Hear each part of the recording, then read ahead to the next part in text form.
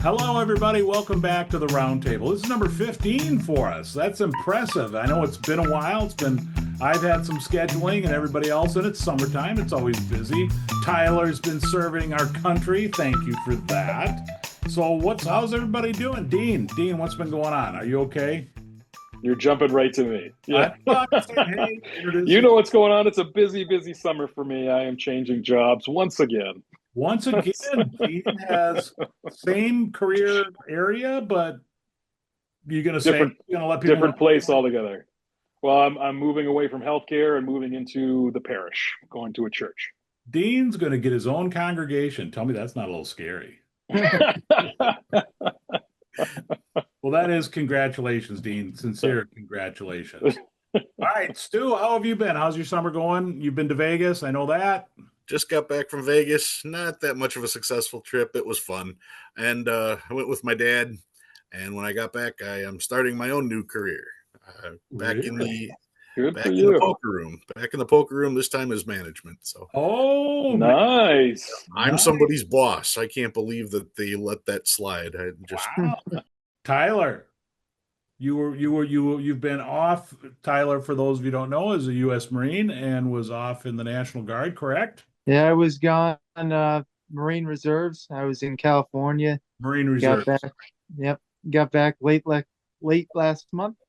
And since I've gotten back, I've been training really hard in the boxing gym, and I'm making my professional debut later this summer. In boxing? Yep. Wow. I thought the fight, what's the other fight thing? I don't know. I'm old. MMA. MMA, come on. So professional debut as what? What welterweight? As a super welterweight, so 154. 154. Man. You are going to go as Tyler, the Collector, right? Oh, boy. The Collector. Oh, that's awesome. Oh, all right. Fun. All right, Dustin. I've been training hard, and I'm going to fight Tyler here in a couple months. The thing is, I'm coming in as a super heavyweight, so I don't know how that's going to go. Let's get ready to rumble. You've got an interesting gig this summer. Literally, that's kind of fun. So I'll be honest, some of that has fallen through right now, but I am every weekend playing 2 or 3 gigs, like playing bass and playing guitar, and there's a chance I have an opportunity to go out on the road with a pretty well-known country music country music artist that I'm hoping happens. It's also fluid right now, and it's stressing me out, but I don't know. I get to sit here and talk to you guys about it. Well, that's still a cool opportunity. If you're even just in the mention, that's awesome. Yeah. That's kind of where what I've been doing. Honestly, I'm still doing some horse trading with currency and coins and stuff, but ultimately I've shifted my focus to music and just, I'm a school teacher too. So it's the summer. So like you said, Dan, I'm not working. Yeah, no, teachers don't do anything in the summer. Right. I don't mean that, teachers. That's sarcasm, big time. All right, Ontario 100. Oh, I'm still retired, still trying to stay cool in the summer. Did start a new book that Tyler recommended for me, The History of the Ancient World. So I'm reminiscing about my childhood. So, that's great. Wow, good book too, by the way. Awesome. I know Dean is into a little bit the long game history with that. All right, yeah, been a good summer for me. It's just been here and there, good and bad. It is what it is. I did find out I am going to be a grandfather, so that's the best thing. All right, grandchild. Congratulations. In September. So, I figure, everybody's asking me, what are they going to call you? And I'm pretty sure I'm going to be G Daddy. Okay, G Daddy. No, it's just man. That was awkward, Dan. I'll just be honest. Yeah. No, it's Grandpa. That's all I want. I don't want really. Name. I just want Grandpa. That's it. Okay. Just Grandpa. All right.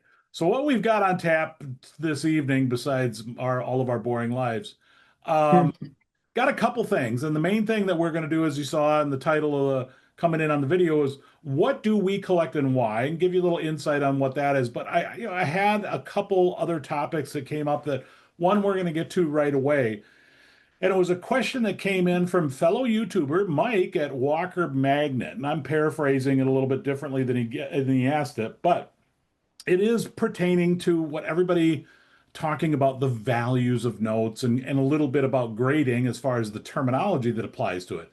So we're going to kind of go around the table here.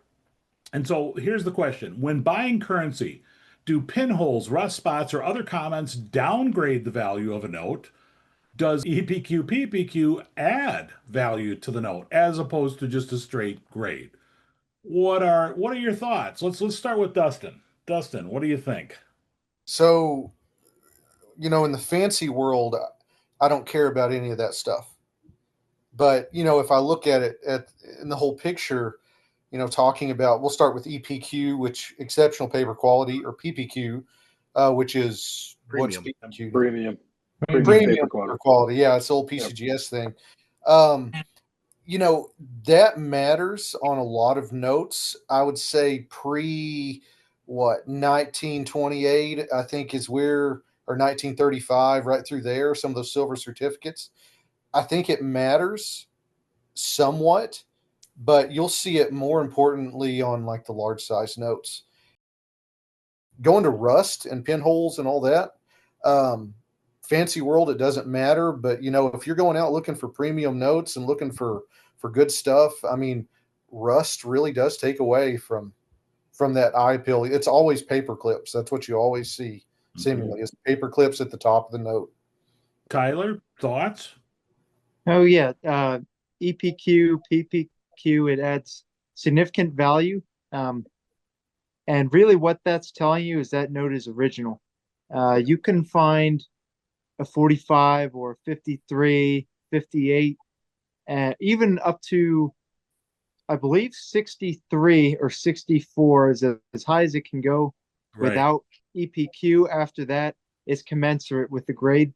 But what's that telling you? That's telling you, hey, this note hasn't been pressed. This note has not been washed. And you can take notes that are a 30 that look great, but guess what? It was washed at one point.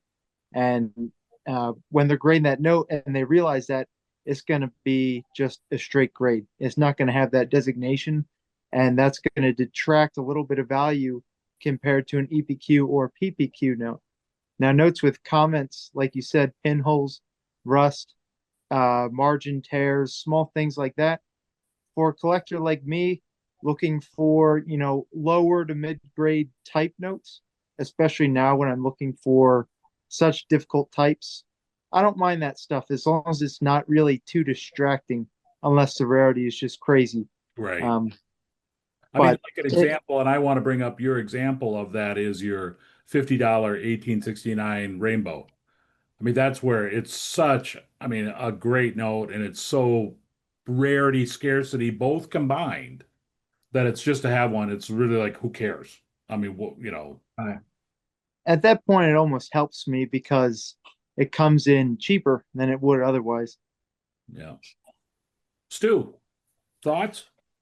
Well, the first thing I wanted to bring out is when you're talking about EPQ or PPQ, you're talking quite literally about the paper quality. And if you have a graded note, you can't feel the paper quality because it's already sealed in the, whatever the grading holder is.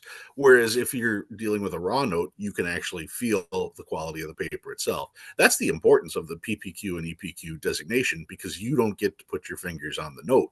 One of the other things, like Tyler was saying, is if a note was pressed, that takes away its EPQ designation. More specifically, you have to remember that notes, when they are printed, all the ink has a raised edge. So if you press the note, you've now compacted all that ink into the paper.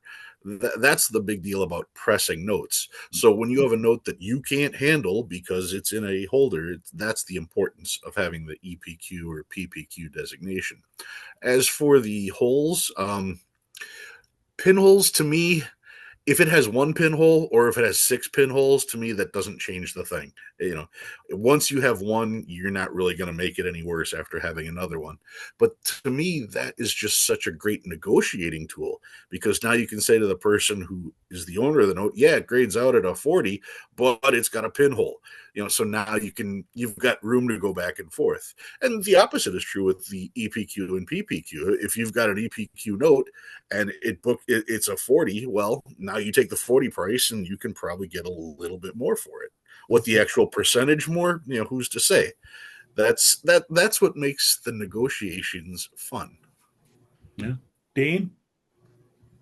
Well, the EPQ and PPQ wasn't a really big deal for me when I first started collecting notes.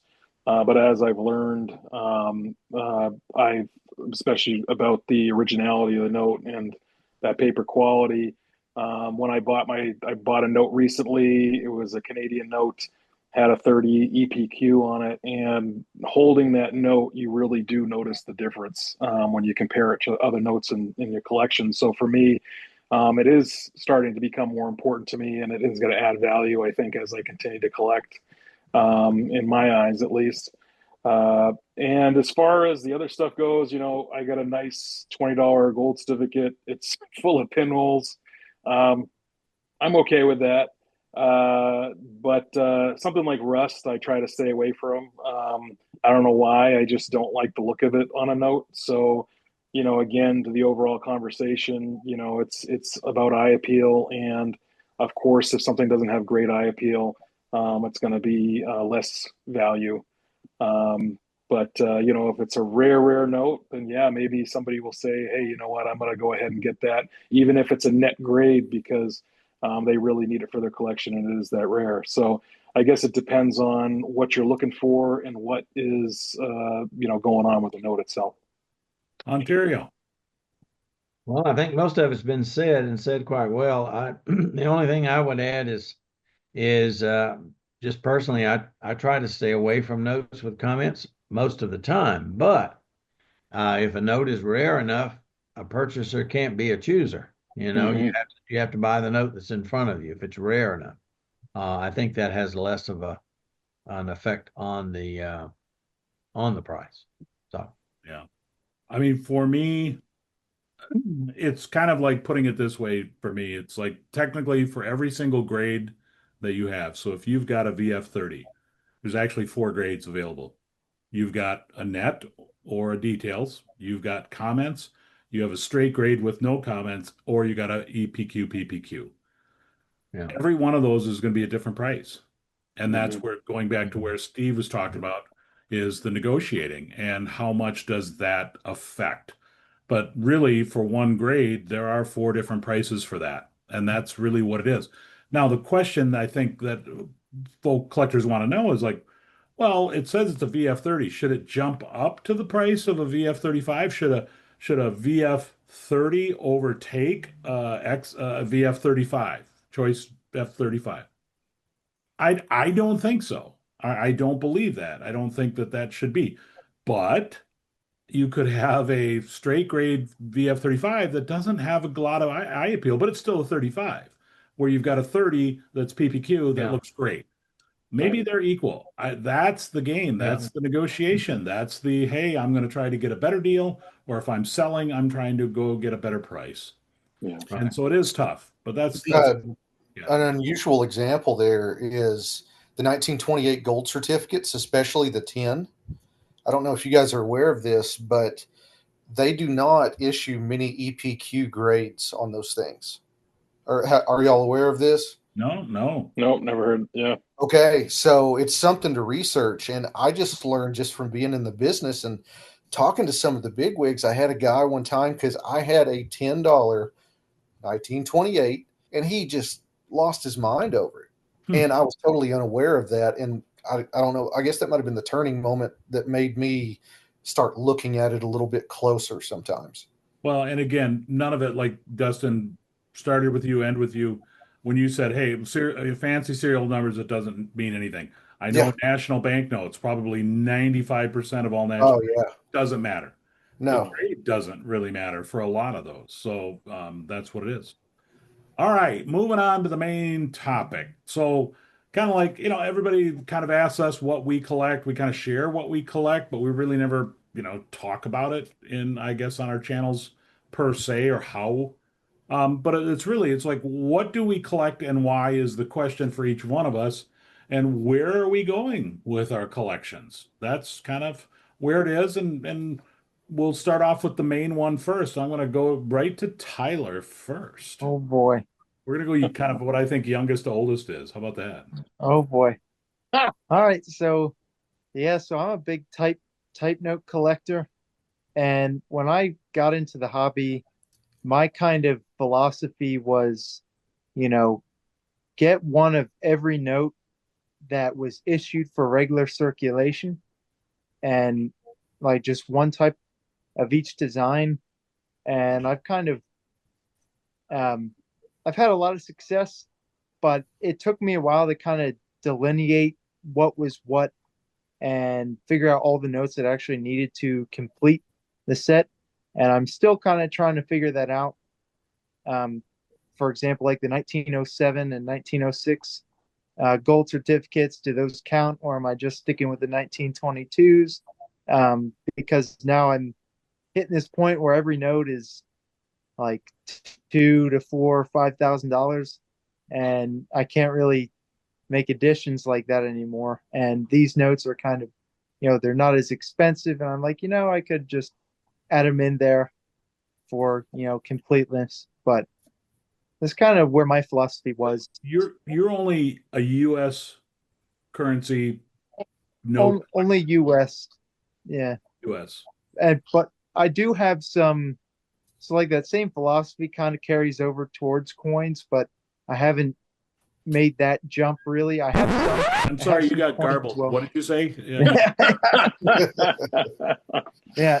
You see, that might be something that I do later on, but right now I'm still real focused on large notes. I've mostly finished the small notes besides like the 1933-10 and all the high denomination notes, which I'm just not comfortable buying because their prices are so inflated. Yeah. All right, I'm going right to you, Ontario. I lied about the age to beauty. All right. Well, that's a compliment if you go from Tyler to me and we're going by age. But well, like Tyler, I'm into type notes. I've been trying to sort of turn the ship recently and focus my collection better, sort of curate it better. And so what I've decided to do is focus on different series, like, for example, the 1880 legal tenders.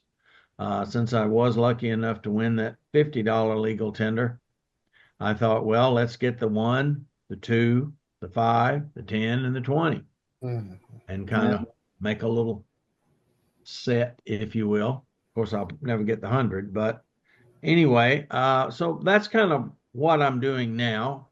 I did the same with the 1902 national banknotes, get one of each. Why am I doing that? Because I like it, and I like history, and so I kind of like order. I think that's another characteristic of mine. I kind of like to put things in order. So anyway, Dustin, I know you're in a major. This is part of. We were talking about this. It's like it needs to be talked about. I think, and that's why I'm like glad you're here, for that reason, not personally. Yeah, so if you hadn't been on my channel and watched my last two videos, then okay, here's the deal. I've sold every note I have, and now, like I said earlier, I'm kind of a horse trader with stuff, and it's honestly kind of back to my roots, because it's my comfort zone is, if I'm not collecting, I'm thinking of how can I make a buck on this, because I have all of these connections locally here in Northwest Arkansas, and these people still call me. I get 2 or 3 phone calls a week. Hey man, I got this. Can you sell it, whether it be gold or silver or a 1917 legal tender, whatever. So that's where my focus is, and I'll eventually get back into the hobby. Give yourself some credit, by the way, Dustin, is that you do have the knowledge. I mean, just because you only collected fancies or had a lot of star notes, your knowledge on overall, all variations is pretty stunning. Well, That really hurt for me to say that. Thanks. I don't think I can compliment you, though. I'm sorry. No, I don't.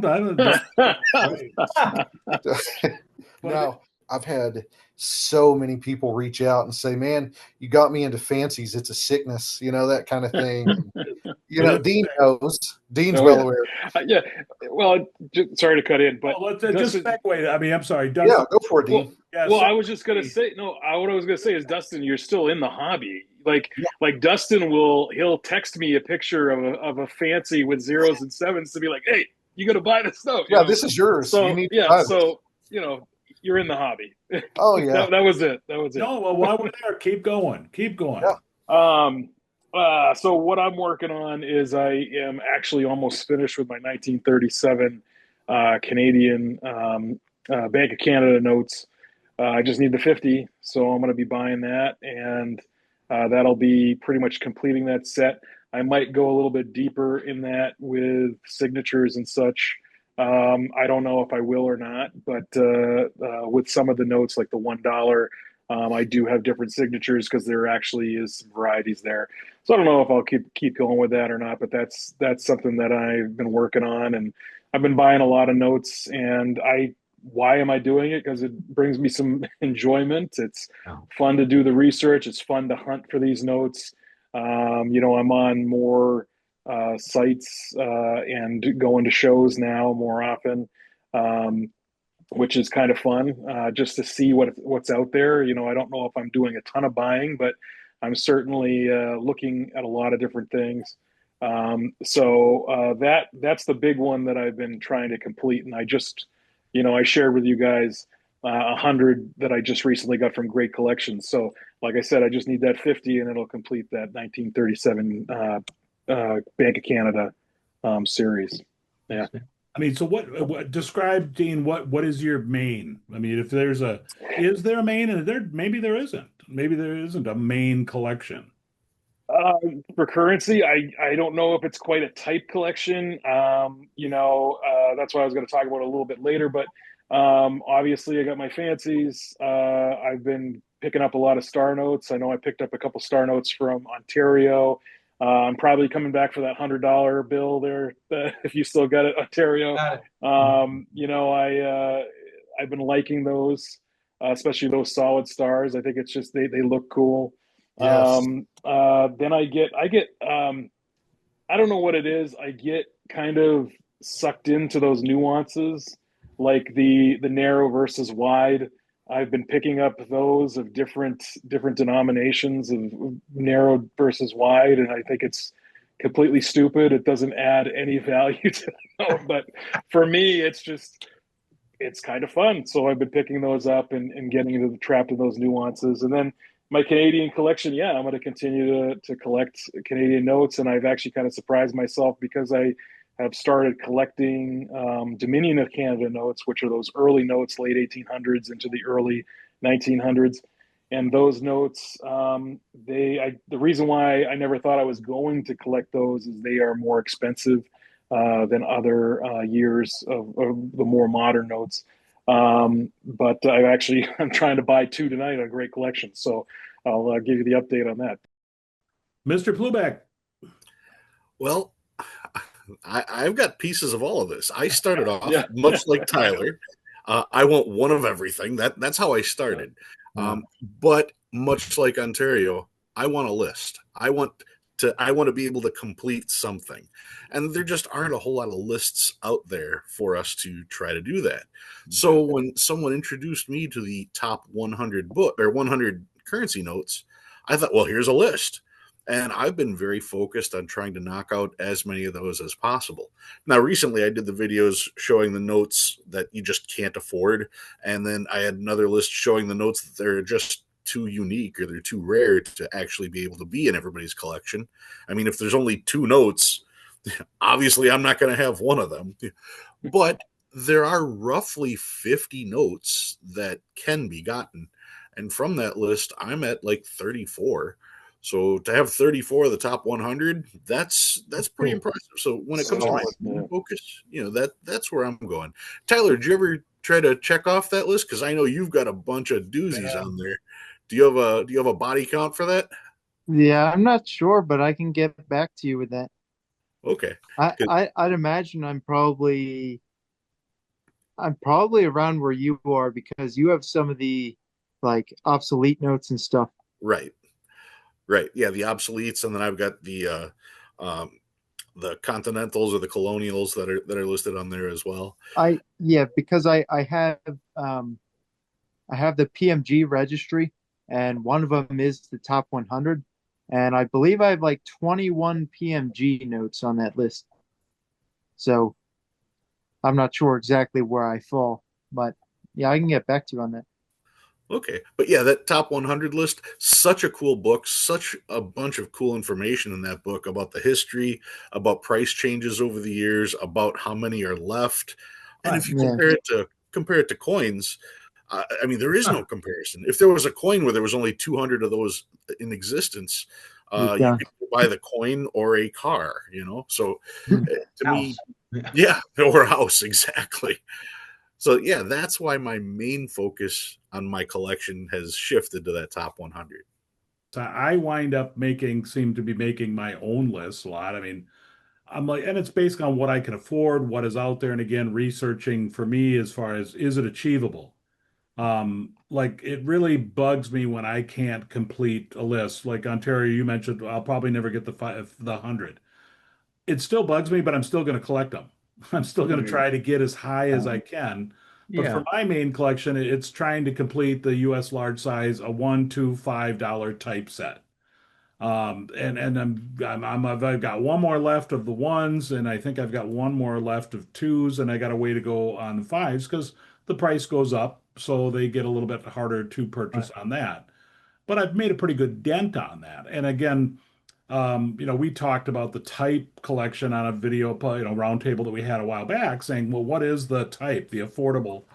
You look at your collection, it's like, okay, I'm not going to ever gonna get that certain 1880 large brown seal or whatever it is. There's just so rare, and then they are very costly. And then to add to the rarity scarcity thing. But I put together my own list to something that I believe is achievable. Whether or not I get there, it doesn't matter for that aspect. And we all have, we'll go around the horn again, and I'm going to swing back to Ontario. I mean, just minor or smaller set collections. I mean, I probably have 10 more subcategories that I have made and I would encourage you my advice if people are looking, saying, okay, what should I collect? Do your homework that you can get these first. That can they be completed? And if not, like in my type collection, I completed what I've said. This is my mini set, and it's the large size 1922 golds. I've got the 10, I got the 20, I got the 50. That's it. I'm done. Yeah. That I have determined that is my set right for that. So there's nothing wrong with that. Ontario, I mean, is there other, like, I know you go other outside of what you had just mentioned as far as other things that you collect. Yeah, one of the things I've gotten into this year at least is in my home state of South Carolina, I have researched and found that there were about roughly 20 obsolete banks that operated in this state. So I'm working on trying to get one note from each of those banks. Yeah, that is awesome. That's cool. That is cool. I mean, that's one of the things I'm working on. In Ontario, when we talked, I mean, national banknotes, U.S. currency are extremely tough for South Carolina. Yeah, that's a rough state. Yeah. And so I appreciate that collection because some of you look at obsoletes. That's a possibility. Those are very similar to the national hometown bank type feel. And they're plentiful. They're usually not expensive. Excuse me. Yeah. I mean, there are exceptions, but usually they're not terribly expensive. Dustin, I'm just going to go right around the horn again. Any other minor collections that you've collected that have not been specifically fancies or? Yeah, so the one that comes to mind that when I reflect back on it, it was just so awesome to complete it. What was that 1928 numeral seal star note Oh, with that. all the denominations? They were all like the 7 numeral, Yeah, which is numeric. Chicago. Yep. God, it probably took 3 years to do. The 10 is stupid rare. It's one of those where there's like 37 of them. But I mean, the hunt. I mean, that's why we do this, guys. The hunt. All right, StuPlubak. Mine, some of your off series of, I mean, because you're a tough one to pin down, I think, because you do anything. You're just the currency vacuum. I am a bargain hunter, which is why it took me so long to actually find a direction, because I'm fascinated by all of it. And the only thing that stops me from buying it is the price. So when I see a note for a good price, I'm most certainly going to get it, almost regardless of what it is. As far as another type of note that I collect, are my errors. I mean, I have a pretty vast selection of graded and ungraded errors, all of them being legit. I mean, here's my, United States Paper Money Errors book. All the errors that I have are listed in here. It's not, is that ink on it or is that an overprint? Yeah, no, I mean, I have the genuine errors. And recently to that, I never thought I'd be able to get a note with 2 different serial numbers on it, and I was able to score that at the latest show. Nice. That was an awesome pickup. That's Nice. Yeah. I'm not a fancy guy, but that is error. That's an error fancy. I mean, yes, that's most certainly an error. And even looking at the note, you don't even notice it right away. But that I can truly appreciate. But it's great to be able to have that as a collection. I don't have everything. There's still things that I'm looking to add to that, but that would most certainly be my secondary collection. Dean, back awesome. to you. Well, along the lines of what Ontario was saying with obsoletes, I've been, this is kind of a very minute, I don't really show it often. Actually, I don't think I've ever shown it on my channel. I like obsoletes with nautical scenes. So if the vignettes are ships or whaling or things like that, or shipbuilding, I'm drawn to those vignettes, and I've been picking up quite a few of those. And what's nice is a lot of them are only in like the 30, 40, $50 range. They're relatively cheap. If the vignette looks nice and there's holes in the note, I don't really care. If the vignette looks great, it's going to fit in my collection. So it's a super simple collection for me. The thrill of the hunt is there for that because you're not always seeing them. You do see a lot, but you got to look for them. And then the other one that's really big for me for hunting is my fancy collection. For zeros and sevens, I think on eBay, I think I have every sequence of zeros and sevens that just pops up. And dude, I've been there. Yeah. and then like as Dan says, it's like 5, 6, 7 times the actual value of the note. But anyway, right? Yeah, it's fun. I don't know. It's just like you described, Dan. It's like when you get the note, especially when you're like, wow, it exists, and then you buy it, and then sometimes you're like, ooh, did I pay too much? It's okay because, like you said, when you get it and you put it with the other notes in your collection, you're just like, yeah, I really needed that. I really needed that. So anyway. Yeah, I mean, I get eclectic in my mini collections, and I have a considerable amount of ones. But I mean, my biggest secondary one is probably my world banknote, the contemporary, what's equal to $1, or the smallest modern notes that the world puts out, and I'm tracking like 200 countries. And if they issue a new $5 bill and that's the equivalent to R1, I pick it up, and it's cheap, it's fun, it keeps me entertained.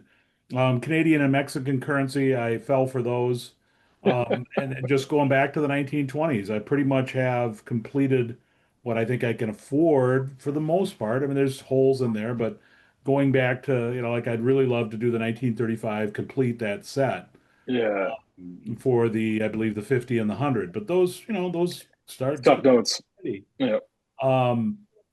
I do have a US, I mean, I can't believe I have this signature, and it's like one of my dirty currency secret ones.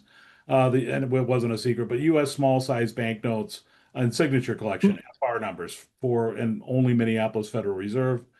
But to have that, and I'm probably like 10 fives away. I've completed the twos and the fives. but just weird little currency. And then I encourage this because, if you're going, I'm starting to go into a mode, and like Tyler, it's like, getting your fix. I mean, we're collectors. It is a fix. We need that adrenaline run. And if I'm saving up for larger notes, and then in worst case scenario, it's like, oh, dang it, a note, I have to buy it. I have to buy it. That happened with a Cuba 1950 note that I had. Or 1950 $500 note. It completed my Cuba collection. And I didn't want to buy it. I wasn't ready to, but it was there. It was, and like Stu, you always say, get the note, buy it. Yeah. Are you Time gonna to buy see the note is when you it? see it. Well, that killed my back end, my little savings nest, right?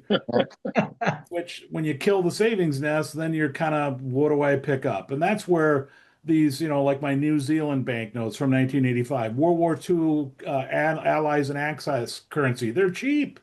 Pick them up. You can have these other types of collections. U.S. currency made for the Philippines. That fascinates me. Yeah. EEP made them for our colony, and it was a colony. I don't care what you call it. For the Philippines, it's just so interesting to me. So there's places that you can say, okay, I'm saving up, and a bunch of mini collections have been a result of that for me. It's like, okay, I'm waiting, and there's going to be a couple big notes. Like I am going to go for the Lazy Deuce on the National Bank Note, the $2. I'm going to have to pretty much stop buying anything big for a while to get that note for me. So that's kind of what I do, and it's just I encourage people to think outside the box on stuff too that you can enjoy collecting currency. It doesn't have to all be US, but if that's your gig, whatever, I get it. I get it. I get it. Anybody else, if anything else to add? We got a little bit of time for another subject I'd like to throw out. And do we have anything else to add to what we collect and why? No, I don't have anything there, but I think we should tell our viewers that they can hear these podcasts on Spotify and Apple and iHeart. Don't you think you should mention that, Dan? Well, I always leave it for me to forget and you to remember, because It's like a Paul Harvey moment right there. It is. It's like listening to a podcast and then all of a sudden they have this horrible segue into a commercial that's so obvious. But yes, yes, he is right. Yes, we do. I do put this on a podcast just for the currency roundtables for us, so you can drive in pain listening. Oh man. All right, so this next little segment here, and we might go long. I might cut it. I don't know. So I'm going to take this next segment is kind of different for me. I received an email from a member of the National Banknote Collectors Facebook group, and what he was asking is really kind of saying, hey, the industry, the terminology has changed, and it really should have been changed a long time ago as it applies to national banknotes large size. Specifically, he asked that I quit referring to first charter, second charter, third charter national banknotes. It is and they are confusing. They are very confusing. And why is there? And he refers to a 1908 book that he's the culprit that started it. Again, the gentleman who provided me the email was very nice, but he also said I'm doing a disservice, and I'm like, I'm just one little stupid channel. I mean, I'm lucky if I get 500 views. Why don't you talk to U.S. Paper Money Book, who use it all over the place? Why don't you talk to those people? So it was a very nice comment. I wound up having a really great conversation with him. But it was like, at the same time, did my nose wrinkle a little bit? Yes, because it sounded snotty a little bit. It sounded to me, and I'm going, I'm going there, Ontario. Yeah. It sounded like you're not in our club. You have to talk this way to be in our club. I hate that.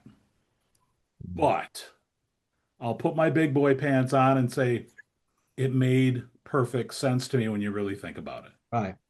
Because it is confusing on the first charter, second charter, it is. And to be able to sit there and call it Series 1902 National Banknote Red Seal, series 1902 plain back, date back.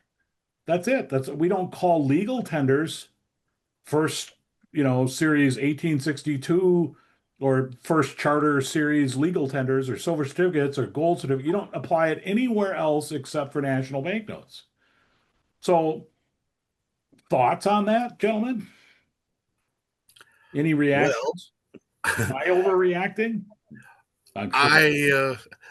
My comparison is what I'm currently doing now. For those of you who don't know, I used to be a poker dealer. I'm currently training a new class of poker dealers. And when it comes to poker, I am very old school. I'm training blackjack dealers to deal poker. And one of the things in poker is there are no ones, twos, or threes in a deck of cards, at least in a poker deck. They're aces, deuces, and trays. Uh-huh. And every time my students say a pair of twos, I'll say, what? And, oh, a pair of deuces. Yeah, no, that's what they're called. They're called trays, they're called deuces, and they're called aces. A jack is not an 11, it's a jack, So, but the whole deuce tray thing, that's old school, old time poker. And I reinforce that to them because that's what sets poker apart from all the other games.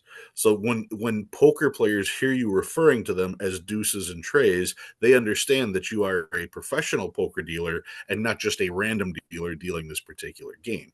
So I understand where he's coming from when we attribute the first charter period, second charter period, third charter period, when technically those don't actually exist. So I can appreciate where he's going as far as that is. And the more you explained it, the more it made sense. When you start talking about the first charter period, what you're talking about are the originals, and you're talking about the 1875s. Okay, well, you're right. Why should I call those the first charter period? I should most certainly call them the original series and the 1875s because they're differentiated that way. I don't need a third qualifier on that. Right. But I understand him asking you because according to Chat GPT, you are the #1 currency channel on YouTube. Okay, yeah, thanks. That's going cutting room floor. I just wanted to say, I see where he's coming from, and that obviously makes sense. But I like as a type collector who, involves national notes, I do like first charter, especially because original and 1875s, they both have that vignette on the back. And that's what I'm collecting. I don't care if it's, the 65 or 75 or whatever. I just want a first charter one with that vignette on the back. And with the 1902s, I don't care if it's a date back or if it's not. Third charter, it kind of works for a type collecting, minded person. But for the second charter, you have the brown backs and all that value back, date back. There's a lot going on there. So that could get a little bit too ambiguous, but I kind of like the first, second, and third charter idea. Yeah, I mean, it's what we all grew up on it, right? I mean, that was the terminology. And then the Friedberg book. And again, I gotta, if you're watching, the gentleman who sent the email in, again, it was a very kind email, and it was not how you wrote it, it's how I took it. So it's my problem. I really do mean that. But at the same time, I'm kind of looking at, you're expecting me to do something about this. How about the Society of Paper Money Collectors? I'm a member. I appreciate it greatly. What are they doing about it? Right. And I just look at it going, this is coming from Peter Huntoon, who wrote a beautiful article on it. And, if you don't know who Peter Huntoon is, he's above, if there's a word above expert, he's it, for currency in a lot of areas for it. But my problem is like, okay, well, you have the Society of Paper Money Collectors. What are they doing about it? Peter's very into the SPMC. So I get it. I am changing. I did it the last video. That's when I made my change. It was about a national banknotes, and I never said the word first, second, third charter. Because I do get it. And Tyler, to your point, I get it too. But the problem is, it is the original series. It is the series of 1875. It's so when you're going, legal tenders, brown seal. I mean, that almost, you got the brown seal, you got the red seal, you got the red round seal, you got the scallop seal, all on. How do you differentiate that? They're all types, and I'm with you on the type. I don't need an example of every one of those seals. I don't know, and that's where the FR, the FR number takes care of that, I guess. But to me, it's more of it's like folks who are way up there in the currency language. I mean, I wouldn't call any of us experts, no offense to anybody sitting here talking. We're just collectors that have a lot of knowledge. We've gained a lot of knowledge. We've read books. The book information might be incorrect. We don't know. It's what it is. And that's, I try to confirm everything that I say on my videos, and I get it wrong still. I try to confirm it twice. Sometimes you can't. All right. I get nervous with this. Well, you're not saying it right. That don't be unfriendly to new collectors. Yeah. I want to remove all barriers to new collectors. Yeah. I think it comes. Go ahead, Dustin. It comes down to, like, we all have. Well, I shouldn't say we all, but this is a niche thing, and I'll just speak from the fancy world. I can call Dean and talk about, ladders and radars and repeaters and all this stuff. And then I can call Dan, and Dan's going to hang up on me because he doesn't care. It's not his thing, but it's, I don't know where I'm going with that. Anyway, anyways, but whatever. So with it being such a niche thing, Dan, I like what you said about, it all comes down to education, but, don't be an ass towards someone if they don't know their lingo or something, correct them, sure. But if they're saying something incorrectly, we're just regurgitating what we've read in a book. Right. I'm a school teacher. I educate myself on the weekends, maybe, and I've used first and second charter forever. And is it called something else? Sure. I didn't know that. Honestly, don't really care.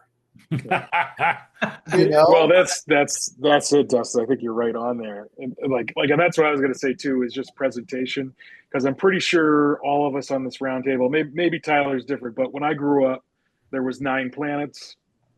Right. All the books say there's 9 planets, and then my son comes home and he says, "Oh, there's 8 planets," and I'm like, "I think there's 9 planets." He's like, "Nope, there's 8 right here in my book."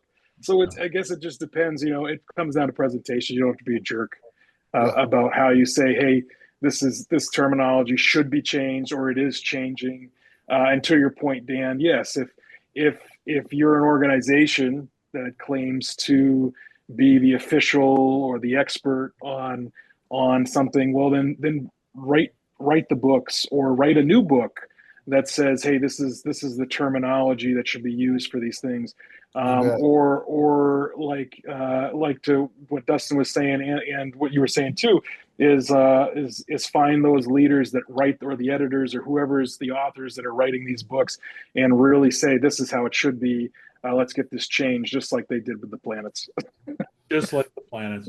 Again, I have to emphasize to the emailer, thank you for watching. Yeah. By the way, your email was great. You did verbalize it really in a nice way. Again, that was me, not you. And my word of caution is just be very careful, because people are already afraid. I mean, national banknotes is already a clique within a community. Yeah. Just as fancy cereals and stuff like that. But I don't get that vibe. I mean, I listened to Dean and Dustin drone on about their stupid fancies.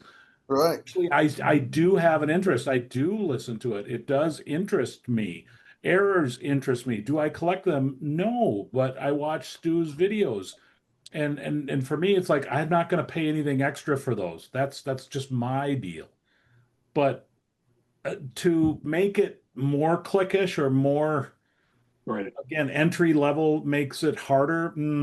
Let's do our best to do that. So that it's just be welcoming, and I'm not that welcoming guy. I think you guys know that. It's like, really?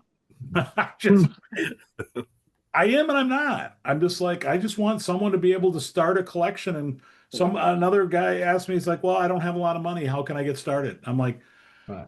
Get started on your small size. That's what happened to me as a collector. When I started, I couldn't afford this. So I did a lot of my small size collecting early on. Right. And or even fractionals. Yeah, fractionals. There you That's go. a great way to get into that. Yep. Yeah. Or MPCs cool. to a certain degree. Military payments. There's a ton of different areas that are really. Or Disney notes. Disney notes are awesome too. Oh, get out of here. That's a call out to Gunny. I'm sorry. You got to cut that one. No. All right. Actually, this is funny. I don't know if they're graded. I've never seen one graded. But in Canada, there is a company called Canadian Tire. Some of you might have heard it. Okay.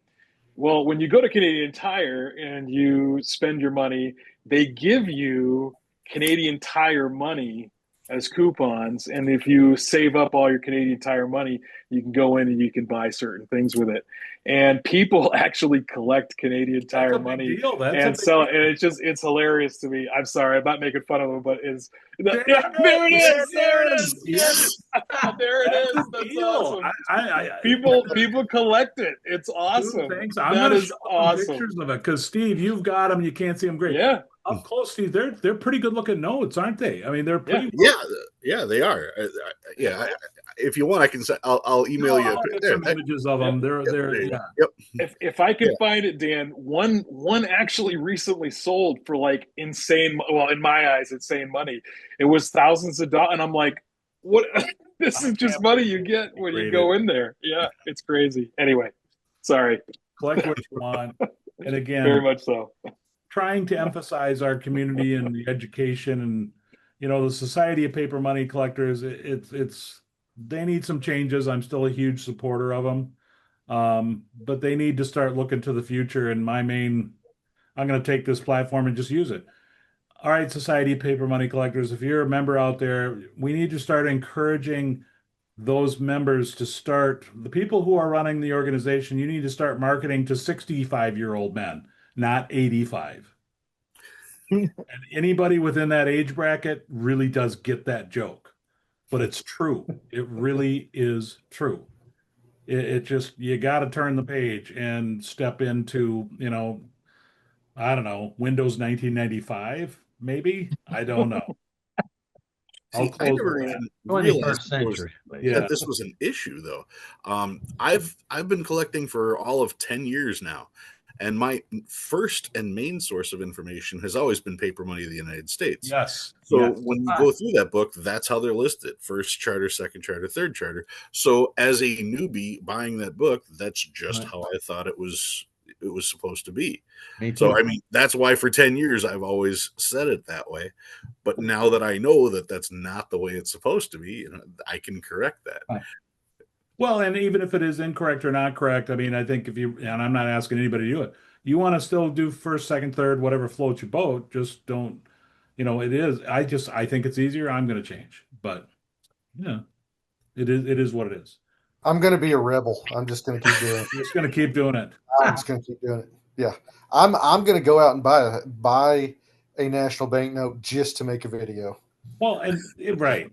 Stu, your point. Yep, we will be good on that, T. To make your point and wrap things up, everybody, if you were to recommend, here's a new currency collector, what's the one book that you'd recommend to him to get first? Paper Money of the United States. Yeah, I was going to say that. Yep, I'll piggyback that. Yep, all of us. I think it's unanimous. Seriously. It's amazing. That's one book that I'm going to tell you to get first. And if it's the only book you get, that's how I feel about that book. So that's where it's like, that's what makes me nervous. It's like, okay, well, why are you starting with this? All right, gentlemen, we are done. This is good. I love this. A lot of banter, a lot of this and that. And I appreciate it greatly. Thank you for tuning in. And as Ontario said, it is on podcast. You can find it.